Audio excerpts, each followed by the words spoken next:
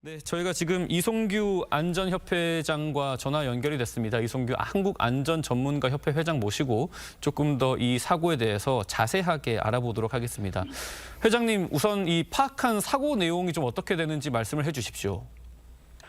네, 그렇습니다. 지금 계속 그 방송에서도 나오고 있습니다만은 지금 승무원 포함해서 181명이 지금 탑승했는데 구조 2명에 47명 사망 지금 상황이고요. 지금도 아직도 지금 화재 불이 지금 진화가 마무리되지 않는 좀 위급한 상황입니다.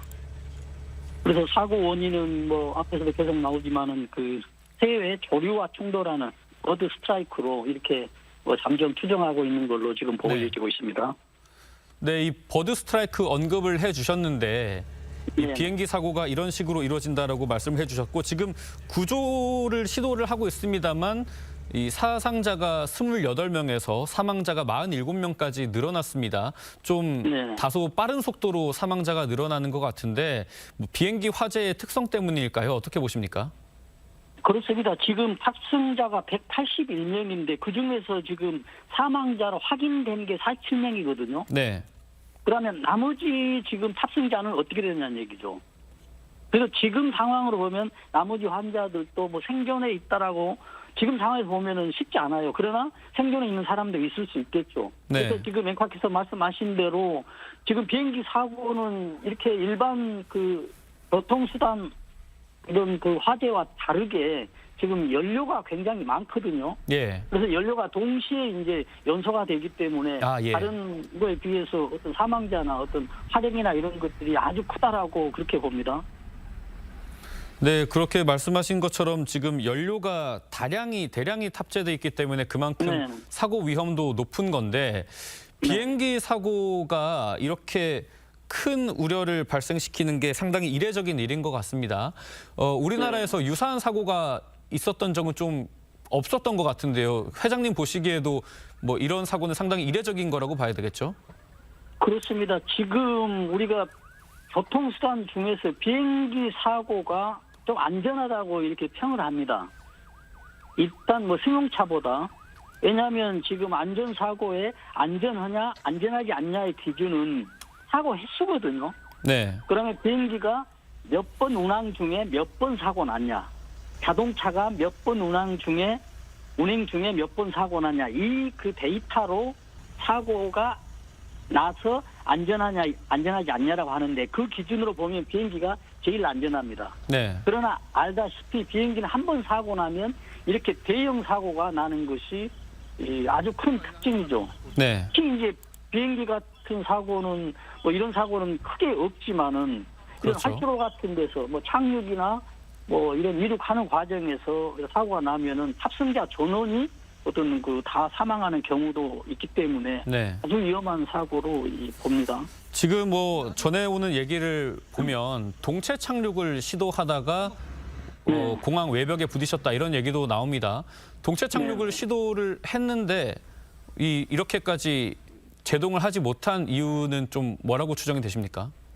그러니까는 지금 우리가 동체 착륙을 했다라고 한다면 무슨 연유에서인지 간에 랜딩 기어가 나오지 않았다는 얘기거든요. 네.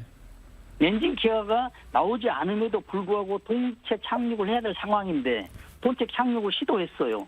그러면 예. 지금까지 상황을 이렇게 뉴스에 어떤 목격자나 보면은 속도가 제어가 되지 않았어요. 예.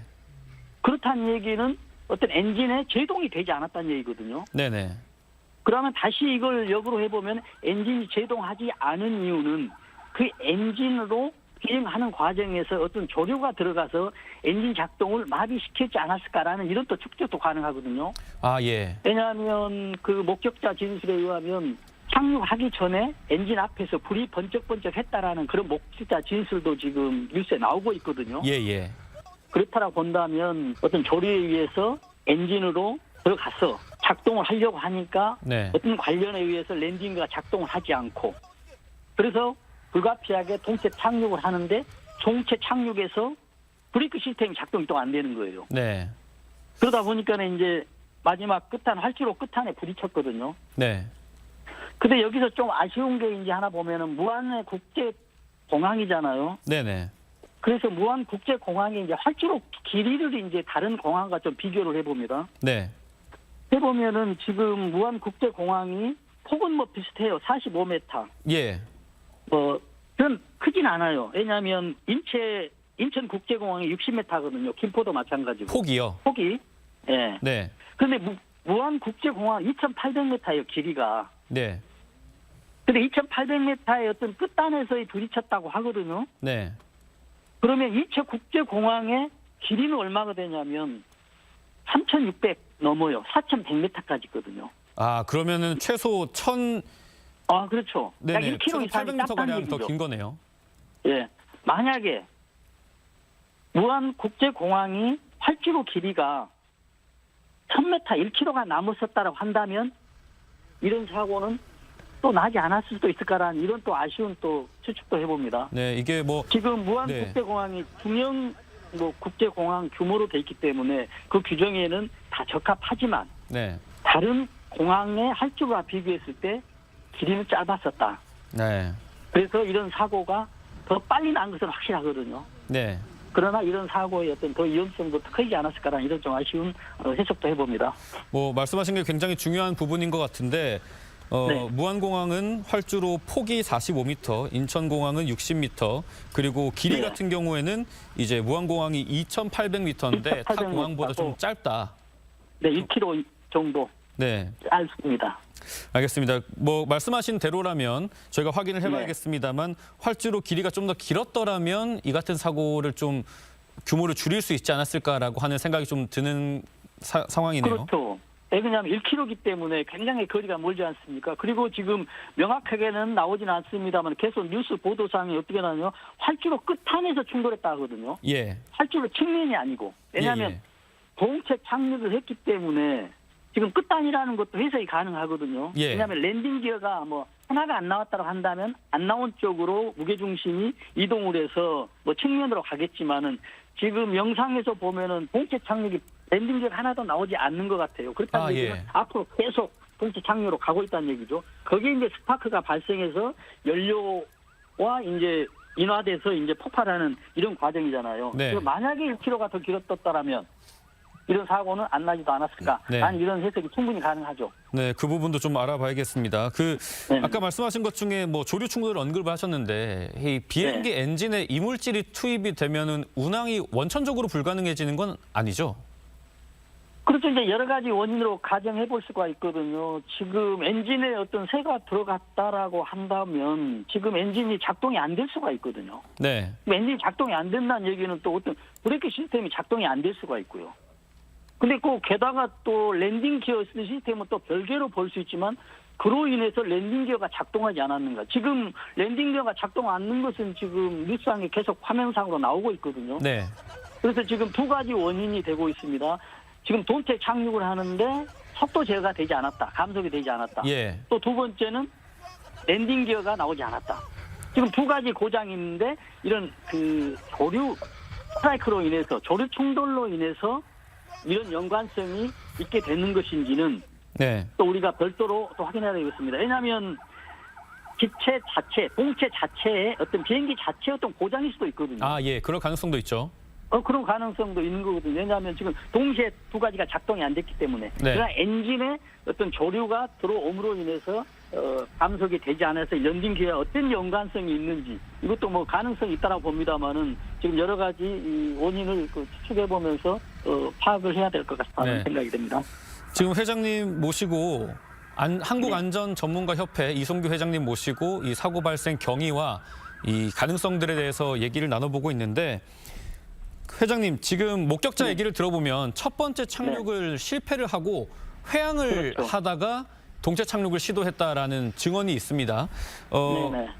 회항을 했던 이유 이거는 뭐 위험 요인이 다 제거됐기 때문이라고 판단을 해서였을까요? 어떻게 보십니까? 왜냐하면 기관사 입장에서는 파이로트 입장에서는 그렇게 생각을 했겠죠. 위험 요인이 없었다라고 생각했으면 동체 착륙을 하지 않았겠죠. 네. 그러나 이제 위험에도 불구하고 동체 착륙할 수 있는 어떤 상황에 다들었다는 판단이기 때문에 동체 착륙한 거 아니지 않습니까? 네. 그러나 이제 우리가 이제 측면에서 보면은 두 번째도 해양을 했으면 어땠을까라는 이런 생각도 해보죠. 그러면 우리가 이 과정을 다시 역으로 해보면 첫 번째로 착륙하지 않는 이유가 뭐였을까 하는 얘기죠. 네. 첫 번째 했을 때 어떤 조류가 충돌했었는지, 아니면 첫 번째 하려고 했었는데 조는 없었지만은 랜딩기어가 작동이 안 되었는지, 그러나 두 번째 착륙하려고 했을 때 그때 조류가 와서 어떤 엔진이 아예 경지 상태가 감속 네. 상태가 되지 않았는지, 이런 여러 가지 어떤 그 가정을 충분히 해볼 수가 있는 상황입니다.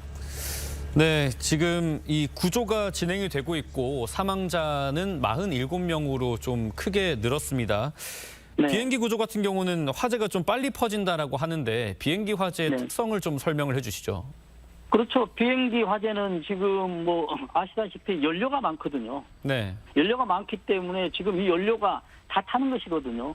우리가 지금 비행기가 지금 폭발하잖아요. 그러면 네. 우리가 불에 타는 거하고 폭발하는 거하고 좀 어쩔 때는 폭발하고 어쩔 때는 불에 타지 이런 좀 생각도 하잖아요. 네, 우리가 이 연료를 조금씩 태우면은 불에 탄다는 얘기 하거든요. 연소가 된다는 얘기거든요. 네네, 그러나 이제 폭발이라고 하잖아요. 그러면은 폭발은 동시에 타는 것이거든요. 네, 예를 들어서 연료가 있으면은 기름 같은 경우는 동시에 탈 수거든요. 우리가 종이를 태운다고 하면 종이가 동시에 타지 않고 조금씩 타서 들어가잖아요. 네, 어떤 연료가 된다면. 근데 이 기름 같은 경우는 동시에 타버려요. 그렇기 때문에 한 번에 탄다는 얘기는 이미 폭발하고 있다는 얘기거든요. 네, 그래서 연소가 되면서 그 주변에 있는 공기들이 고열로 인해서 이제 뻥 하고 이제 터지는 이런 과정이거든요. 네네. 그래서 지금 비행기가 지금 폭발했다고 봐야 되거든요. 왜 아, 예. 폭발에 연료가 많았기 때문에, 그리고 연료통이 어떤 파손돼서 충돌에 의해서 파손됐기 때문에 동시에 연소가 됐다. 즉 폭발이 일어났다. 그렇기 때문에 사망자도 많고 다시 돌아오면은 희생자들이 많았고 구조하는데도 어려웠다는 얘기죠. 네, 네, 회장님 지금 마지막 상황에서 네, 보면은- 말씀하시죠. 네네. 지금 상황에서는 이제 중요한 게 뭐냐면 지금 2차 사고 구조하는 분들 있잖아요. 네. 이런 분들의 2차적 안전사고가 좀 걱정되는 그런 상황입니다. 네, 마지막 질문 하나 드리겠습니다.